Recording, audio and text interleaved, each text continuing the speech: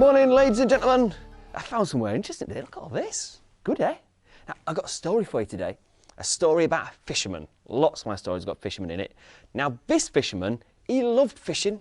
Every day he'd row out in his little boat, throw his nets overside and bring home barrels and barrels of fish, enough to feed himself and his family, even something to sell at the market so he could buy new shingles for his roof or get his nets fixed or maybe new sails, even occasionally a shiny new pair of boots.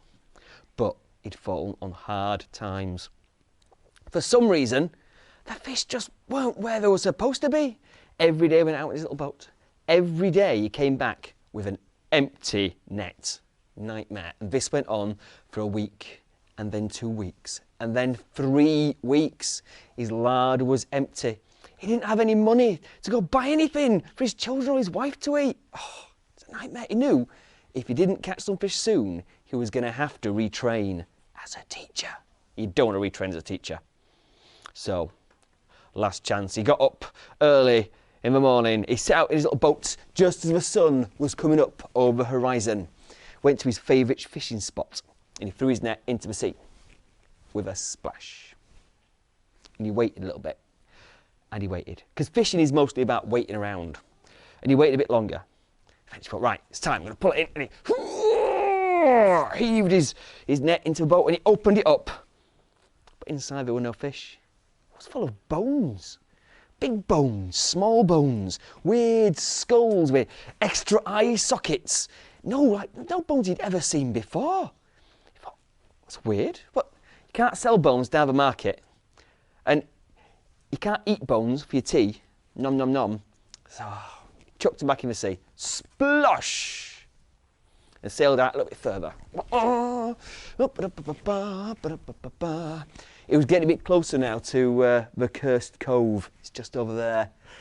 No one likes fishing around Cursed Cove. Never quite sure what you're going to pull up. I thought, right, this is close enough. Got his nets. Threw in the sea. And he waited a little bit longer. And a little bit longer. And he waited a little bit longer. He thought, right, time to pull the nets in. He opened them up. But this time, again, no more fish. No bones either this time. Rusty pots and pans. A big pile of rusty pots and pans with all the handles falling off and holes in the bottom. They're all filled with little sea creatures, little crabs and crustaceans peeking out. But you can't really sell little crusty crustaceans down the market or rusty pots and pans. So he chucked it back in the sea. Splash! And set off even further. This time he thought, right, one place left to go, Cursed Cove, and he rowed his little boat all the way into the cove. Now, by this time the sun was starting to set on the horizon. It was starting to get a bit colder and a little bit windy. The ship, the little boat rocking from side to side.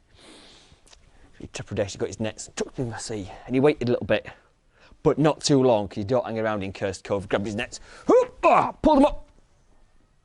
Oh, it's interesting. It wasn't bones, it wasn't old pots and pans. It was a ginormous bottle, like a huge brass bottle with a big cork stuck in the top. That's interesting, he thought. Go to look inside this. Could be it, could be treasure. Maybe it's full of wine. That'd be worth loads down the market. Anyway, pull the cork out of the bottle.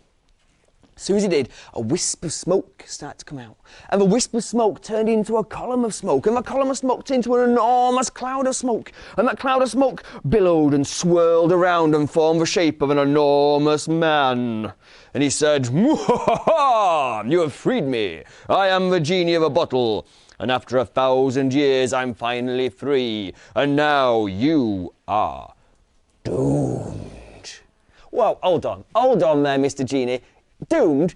You're supposed to give me 3 wishes, not doom me. What's going on? Well, for 300 years I slept in that bottle. And I promised whoever opened it, they would have a wish. Whatever their heart desired, I would grant them in gratitude for being freed from the bottle. But no one came. So then for another 300 years, I languished in the bottle.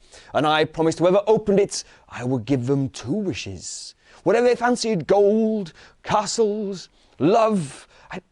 No one came. And then for another 300 years, I languished in a bottle. And therefore, yes, 3 wishes. I will certainly give 3 wishes to whoever opens my bottle and frees me. But no one came. And I thought, well, What's the point in this then? If anyone opens my bottle, I'm just gonna squash them with my big genie feet, and maybe zap them with my big magical powers, and they're gonna go to rampage, all over the place. Ha! That'll show them for not freeing me. I am the most powerful genie the world has ever seen, and now you young fishermen are doomed. The fisherman was astounded. What am I going to do? He's got to get back to his wife and his kids. He can't get doomed by some genie who's going to turn him into something weird, like a frog maybe, just blow him up with magic. And he thought, oh, hold on, Genie, did you say you're the most powerful genie in all the world? Yes, of course I am, mortal. Cower before me. What? See, I heard the King of Siam just down the road, he's got a genie. He can make fish appear from nowhere. Bet you can't do that. Yeah, of course I can. Easy. And the genie raised his hands up to the skies. Lightning crackled through his fingers and filled the clouds, and before you know it, fish were falling from the sky. Haddock and hake, prawns and crabs, octopuses and squids, big fish, little fish, even a fish in a cardboard box. Everywhere, fish falling from the sky, filling up the fisherman's boat. Even a whale whoosh, hit the ocean and sent the boat rocking in the rocky sea. Oh, that's amazing, said the fisherman. You made it rain fish, that's incredible. But I did read in the National Enquirer just last week, they had a fish rain in Manchester. That could have just been meteorological conditions, that is. It could be just bad weather. Quite impressive, but it's not definitive that you're the most powerful genie. Pah! Easy, challenge me again, mortal, and I shall show you my powers. Well, I tell you what, I bet I've heard the King of Siam, his genie can turn anything into gold, like an alchemist. I bet you can't do that. Easy, of course I can. And the genie raised his magical finger and pointed it at the deck of the fisherman's boat. It struck a coil of rope, and instantly it turned to gold. A massive coil of golden rope. Whoa! Now that is impressive. Like, real gold out of rope? Oh. But, you see, that's really good, but I'm wondering, I've always thought, everything's always growing, isn't it? Getting bigger and bigger and bigger. You never see anything shrinking.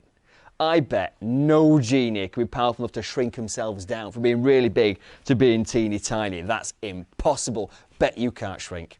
I bet you could never fit inside this bottle. Ha! Easy, mortal. And the genie swirled and turned into a ginormous cloud, and the cloud turned into a column of smoke, and the column of smoke turned into a wisp, and the wisp disappeared back into the bottle.